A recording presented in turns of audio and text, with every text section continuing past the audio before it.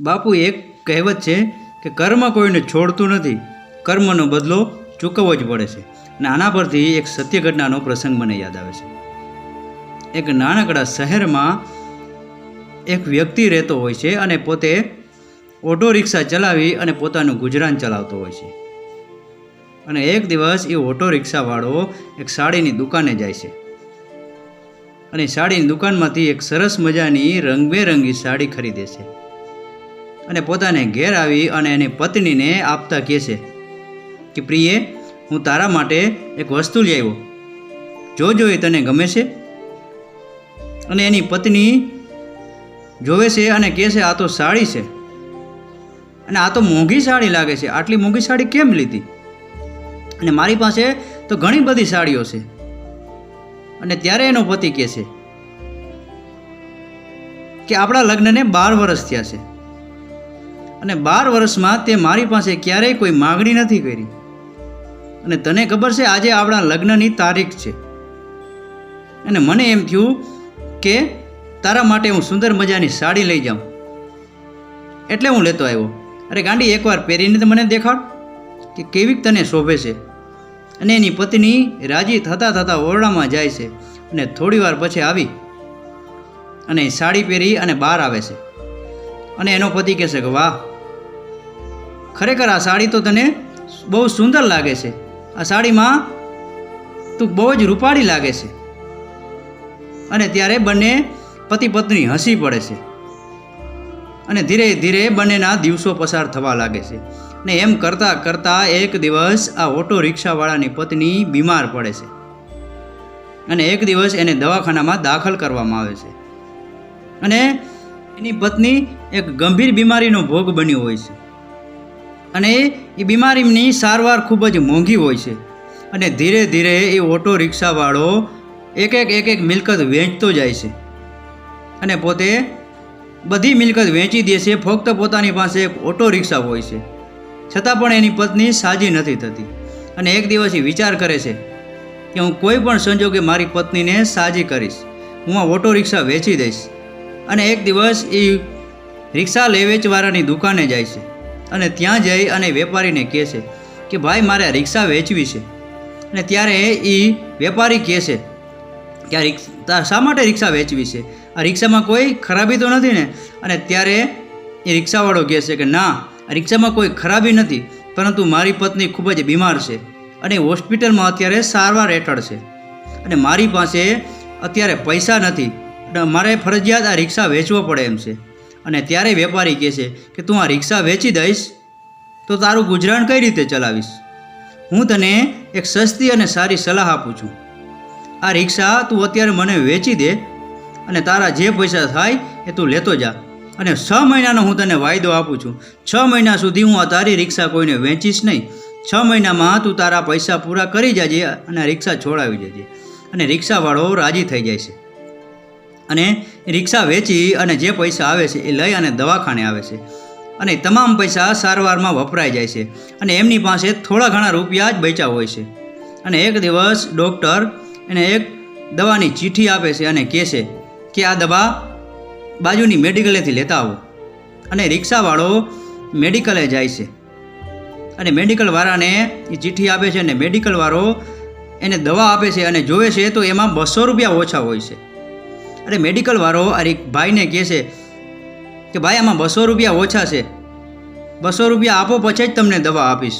એટલે રિક્ષાવાળો ભાઈ કરગરે છે કે ભાઈ, મારી પાસે અત્યારે 1 રૂપિયો પણ નથી, મારી પાસે જેટલા રૂપિયા હતા બધા રૂપિયા તમને આપી દીધા, મારી પાસે રૂપિયા આવશે એટલે તમને આપી દઈશ. પરંતુ મેડિકલવાળો ખૂબ જ લૂચો અને લાલચુ હતો, એટલે એ દવા આપતો નથી અને દવાની થેલી પાછી એની પાસેથી ખેંચી લે છે અને કહે છે કે 200 રૂપિયા લઈને જ આવજો અને દવા લઈ જજો. અને એને ધક્કો મારી અને કાઢી મૂકે છે. દવા ન મળવાને કારણે ઓટો રિક્ષાવાળો નિરાશ થઈ જાય છે અને દવાખાને આવે છે અને ત્યાં જોવે છે તો સમયસર દવા ન મળવાથી એની પત્ની મૃત્યુ પામે છે. અને પોતે જમીન ઉપર બેસી અને લમણે હાથ દઈ અને પોતાના ભાગ્યને દોષ દેતો દેતો રોવા માંડે છે. અને પછી ત્યાંથી એની પત્નીનો મૃતદેહ લઈ અને પોતાને ઘેરે આવે છે અને એની પત્નીની અંતિમ ક્રિયા કરે છે. અને ધીરે ધીરે સમય પસાર થતો જાય છે અને એક દિવસ રાતના સમયે મેડિકલ સ્ટોરવાળો પોતાને ઘેરે જાય છે અને અચાનક એનો પુત્ર જમીન ઉપર ઢળી પડે છે અને બેભાન થઈ જાય છે. અને મેડિકલ સ્ટોરવાળો તાત્કાલિક એના છોકરાને દવાખાને લઈ આવે છે અને ડૉક્ટરને કહે છે કે ડૉક્ટર સાહેબ, મારા દીકરાને ઓચિંતાનું કંઈક થઈ ગયું છે, જુઓ તો ખરા, બેભાન થઈ ગયો છે, એને શું થયું હશે? અને ડૉક્ટર સાહેબ કહે છે તમે બહાર બેસો, હું એની તપાસ કરીને તમને કહું. અને ડૉક્ટર સાહેબ એને તાત્કાલિક સારવારમાં લઈ જાય છે અને તપાસ કરે છે અને બહાર આવીને કહે છે કે તમારા દીકરાને ભયંકર કેન્સર થઈ ગયું છે, એમની તાત્કાલિક સારવાર કરવી પડે એમ છે અને આ સારવાર થોડી મોંઘી હશે. એટલે મેડિકલ સ્ટોરવાળો કહે છે કે ડૉક્ટર સાહેબ તમે પૈસાની ચિંતા ન કરો, પરંતુ મારા દીકરો સાજો થાય એનું ધ્યાન રાખો. અને મેડિકલ સ્ટોરવાળો પોતાના દીકરા માટે ઘણા બધા પૈસા ખર્ચી નાખે છે, પરંતુ પોતાનો દીકરો સાજો નથી થતો. પોતાનું મકાન વેચાઈ જાય છે, પોતાનું મેડિકલ સ્ટોર પણ વેચાઈ જાય છે, પરંતુ એના દીકરાને તસુભાર પણ સારું નથી થતું અને પોતાની પાસે થોડા ઘણા પૈસા બચે છે.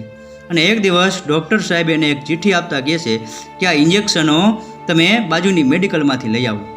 મેડિકલ સ્ટોરવાળો મેડિકલની દુકાને જાય છે અને ત્યાં આ દવાની ચિઠ્ઠી આપે છે અને સામેવાળો મેડિકલવાળો એને કહે છે કે આ લ્યો તમારે ઇન્જેક્શન, અને પૈસા આપે છે તો એમાં 2000 રૂપિયા ઓછા હોય છે. એટલે મેડિકલ દુકાનવાળો કહે છે કે આમાં 2000 રૂપિયા ઓછા છે, 2000 રૂપિયા પ્રથમ આપો પછી જ તમને દવા આપીશ. અને આ બાજુ આ મેડિકલ સ્ટોરવાળો કહે છે કે ભાઈ મારી પાસે અત્યારે પૈસા નથી, મારી જે સંપત્તિ હતી એ બધી મેં મારા દીકરાના સારવારમાં ખર્ચી નાખી છે, મારી પાસે અત્યારે એટલા જ પૈસા બચ્યા છે. પરંતુ મેડિકલ સ્ટોરવાળો એને કહે છે કે આમાં 2000 રૂપિયા તમે પૂરા કરો પછી જ હું તમને દવા આપીશ, ત્યાં સુધી દવા નહીં આપી. એટલે ત્યાંથી એ મેડિકલ સ્ટોરવાળો અને આ મેડિકલવાળાને ધક્કો મારી અને કાઢી મૂકે છે અને મેડિકલ સ્ટોરવાળો બીજી મેડિકલે જાય છે અને બીજી મેડિકલ જગ્યાએ પણ એ જ પ્રસંગ બને છે. ત્યાં પણ 2000 રૂપિયા ઘટતા હોય છે અને એ મેડિકલવાળો પણ એને દવા નથી આપતો. અને એમ કરતાં કરતાં એ 4-5 મેડિકલે જાય છે અને બધી જગ્યાએ આ જ પ્રસંગ બને છે. અને છેલ્લે એક મેડિકલ સ્ટોરે જાય છે અને એ મેડિકલવાળો ભાઈ દયાળુ હતો અને કહે છે કે વાંધો નહીં, 2000 રૂપિયા ઓછા છે પણ તારી પાસે થાય એટલે પ્રથમ મારા 2000 રૂપિયા દઈ જજે.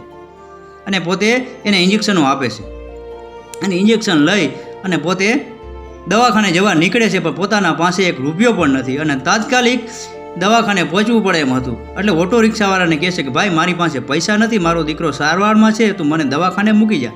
એટલે રિક્ષાવાળો ના પાડે છે કે ભાઈ મારે હજી બોણી નથી થઈ. અને એવા 4-5 રિક્ષાવાળાને પૂછે છે તો બધા રિક્ષાવાળા ના પાડે છે અને એ પછી મેડિકલ સ્ટોરવાળો દોડતો દોડતો દવાખાને જવા નીકળે છે અને અચાનક એના પગમાં ઠેંસ લાગે છે અને પોતે પડી જાય છે અને પોતાના હાથમાં રહેલું ઇન્જેક્શનની કોથળી પણ પડી જાય છે. અને ત્યાં એક ઓટો રિક્ષાવાળો ભાઈ આવે છે અને પોતાની ઓટો રિક્ષા ઊભી રાખી અને આ ભાઈ પાસે જાય છે અને કહે છે કે ભાઈ તમને લાગ્યું તો નથી ને? અને એ ભાઈ કહે છે કે ના, મને લાગ્યું નથી. અને પોતે ઊભા થાય છે અને એકબીજાની નજર મળે છે તો એ મેડિકલ સ્ટોરવાળો ઓળખી જાય છે કે આ તો એ જ વ્યક્તિ છે કે જેણે મેં 200 રૂપિયા માટે દવા નહોતી આપી. અને રિક્ષાવાળો પણ આ મેડિકલવાળાને ઓળખી જાય છે કે આ તો એ જ મેડિકલવાળો છે કે જેણે મને 200 રૂપિયા માટે દવા નહોતી આપી. એટલે મેડિકલ સ્ટોરવાળો હાથ જોડીને કહે છે કે ભાઈ મારે અત્યારે દવાખાને જવું છે, તું મને રિક્ષા લઈને મૂકી જઈશ, મારી પાસે અત્યારે પૈસા નથી. એટલે રિક્ષાવાળો ભાઈ કહે છે કે કંઈ વાંધો નહીં શેઠ, તમે મારે રિક્ષામાં બેસી જાઓ, હું તમને દવાખાને મૂકી જાઉં છું. અને રિક્ષાવાળો ભાઈ આ મેડિકલ સ્ટોરવાળાને દવાખાને મૂકી જાય છે અને મેડિકલ સ્ટોરવાળો રિક્ષામાંથી ઉતરી અને આ રિક્ષાવાળાનો આભાર માને છે અને ફટાફટ દવાખાનાના પગથિયાં ચડી અને ડૉક્ટર પાસે જાય છે અને પોતાના હાથમાં રહેલી ઇન્જેક્શનની થેલી ડૉક્ટરને આપે છે.